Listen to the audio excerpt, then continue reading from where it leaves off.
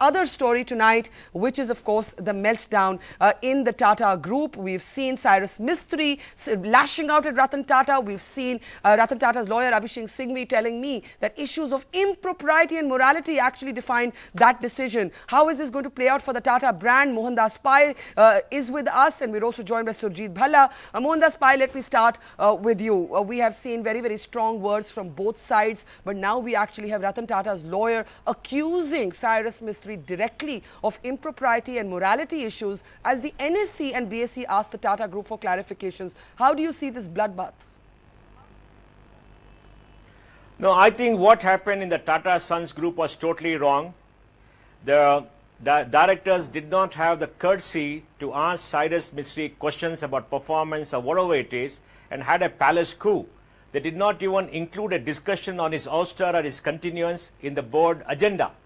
And they sprung a surprise for him. And you must remember that many of them were appointed recent past. At least 4 of them were appointed in the recent past. They don't know the history of the Tatas. They've not been on the board. They're not party to other decisions. And 2 members who reportedly abstained were probably old colleagues who have been on the board for a long period of time and known Cyrus and have been there. I don't question the right of the board to appoint its chairman or to ask the chairman to go.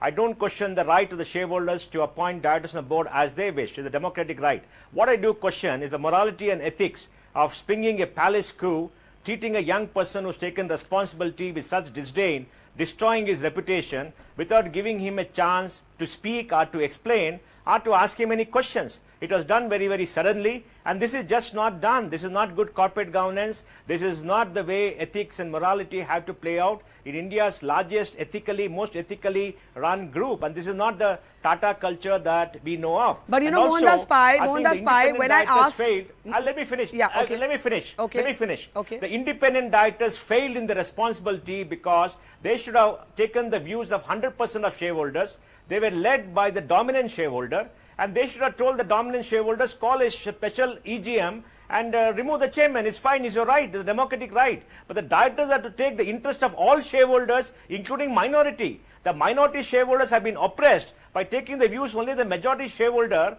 and they have not discharged their obligation. And they call the old power back into the board. But I want to ask you a question. When I put all of these questions to Abhishek Singhvi, who's Ratan Tata's lawyer, and he's clearly speaking on behalf of Ratan Tata, he said that no company owes an explanation if the board loses confidence in the CEO. 1. 2, he said, are you saying this eminent board is all full of insane people? They all lost confidence. And 3, he said that the issues relate to impropriety by Mr. Mistry. This is the response when I put this point to Abhishek Singhvi, who's the counsel for Ratan Tata. Barka, what do you expect Abhishek Singhvi to speak except defend his client and bring out these new points? Now he's spoken about the board losing confidence. Did the board come out and charge Cyrus Mistry with lists of impropriety? Many of them are new members who've been there maybe 4 months, 6 months. What do they know about the company? Did they charge him? Did they ask him, please answer this question? Did they listen to him? If they charge him, answer this question and come to a conclusion as an application of mine. They never allowed him to defend. And they were carried away by the earlier shareholder who has come and probably influenced them. And they called the earlier shareholder, earlier chairman back, put him in favor of the search committee, and 4 of them are sitting on it. Do you think his independence? And as for being very eminent, have they applied their mind? How have they demonstrated the independence? They have not demonstrated independence. So this question is rhetorical.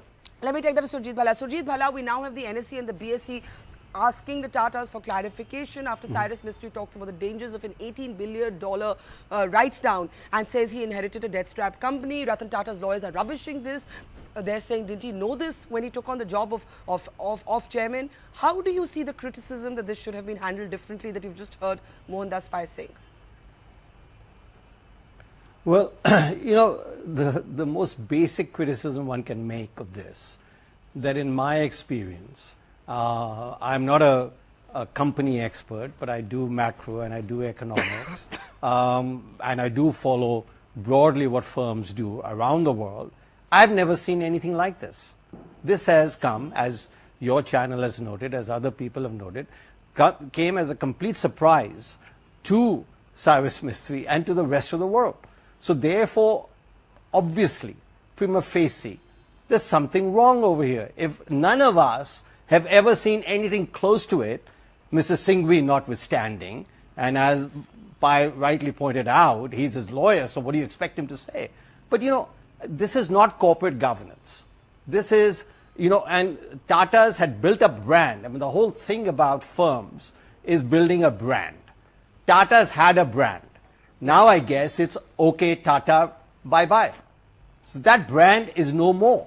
And that is what Ratan Tata and the other people who were involved in this have to answer. How does this enhance the brand image, or how does this deplete the brand image? Do a survey. Ask yourself.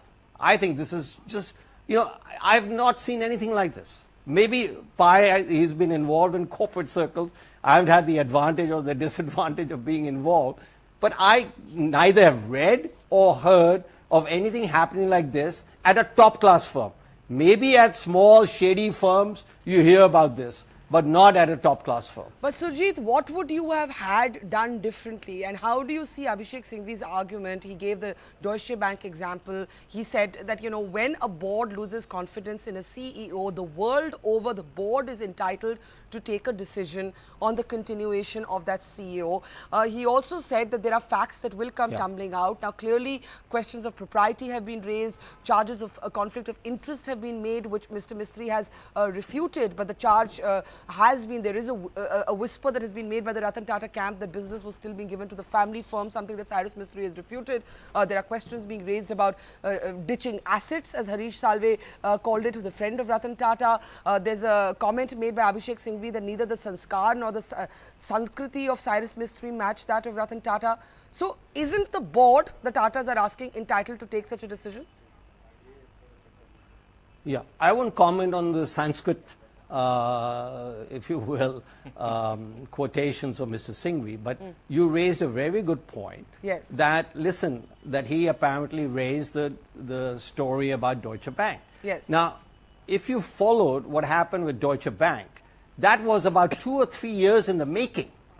That was 2 or 3 years in the making.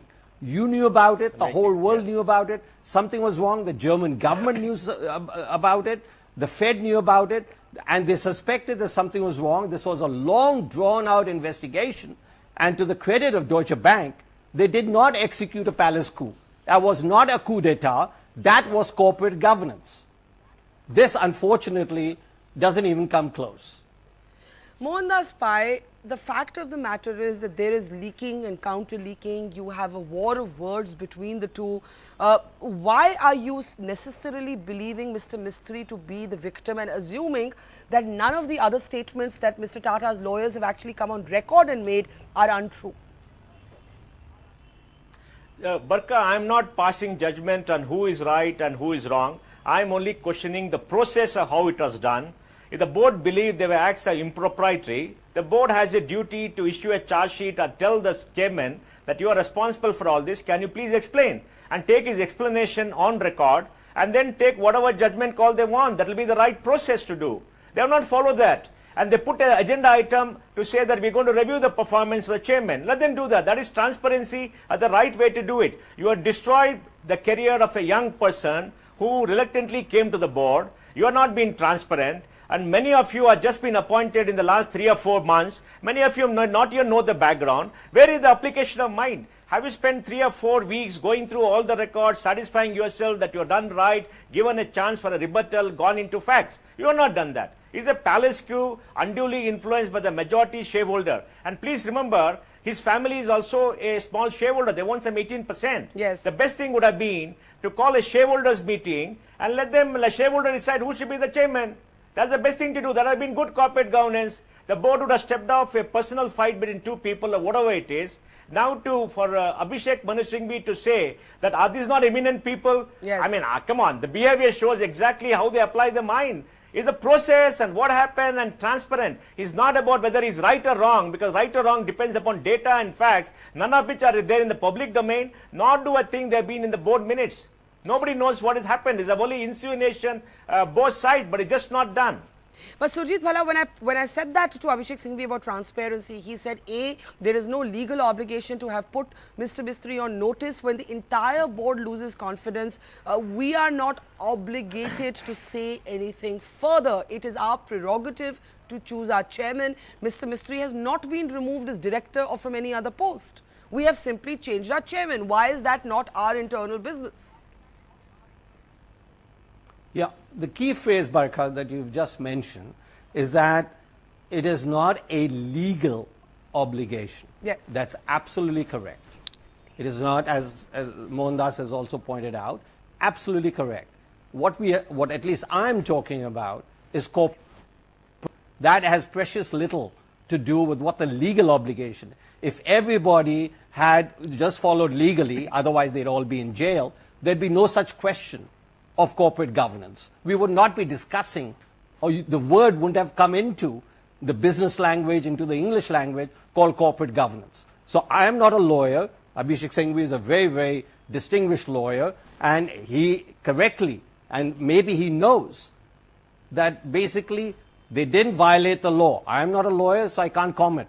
But I can comment on corporate governance. And please ask Mr. Singhvi or whoever else it is as to whether the Ratan Tatas followed, or the Tatas followed the, if you will, right, the brand corporate governance that Ethos. it is associated with. Okay, Whether what- it diminishes the corporate governance amongst common people or it enhances corporate Barkha? governance in the eyes of people. I do have to close, but Mohandas Pai, brief Barkha? last word. As the Tatas tell the BSE and the NSE that they've made all relevant disclosures. Remember, the exchanges are now asking them for clarifications. Where does the brand go from here, Mohandas Pai? Barkha, there's another big issue which you must point out. Cyrus written a letter saying there's an impairment of assets of $18 billion. Yes, in write-downs. In all the 2 or 3 Yes. companies. Yes. Now, these $18 billion have not been reported in the balance sheet, nor have those individual companies disclosed to shareholders. And by accounting standards, you are supposed to impair your assets on the balance sheet and show this. So are you hiding it? Is the balance sheet not true and fair? Now, once he has made the charge as the chairman of Tata Sons, as the chairman Yes. of the dominant shareholder company, Yes. as the chairman of many of these companies, it raises question about the quality of accounting, disclosure to shareholders, operation of minority shareholders, and are all these companies under the view or under domination Yes. of Tata Sons to the detriment of minority shareholders. I think it opens up a cancer form which is very, very huge, and the Okay. whole balance sheet of these firms will be called into question. Okay, we'll have to leave it there. We have a statement coming in from Tata Power, which is one of the companies that was sent that notice, or rather that clarification being sought by the exchanges, saying the company has always made all relevant disclosures as required and has no further comments to offer. This is a story that isn't going anywhere yet. It is a corporate coup. There is literally a bloodbath, a deep rupture within the Tata Group, and it really will be significant to see how this plays out. Mohandas Pai, Surjit Bhala, thank you as ever for your time on the Buck Stops here.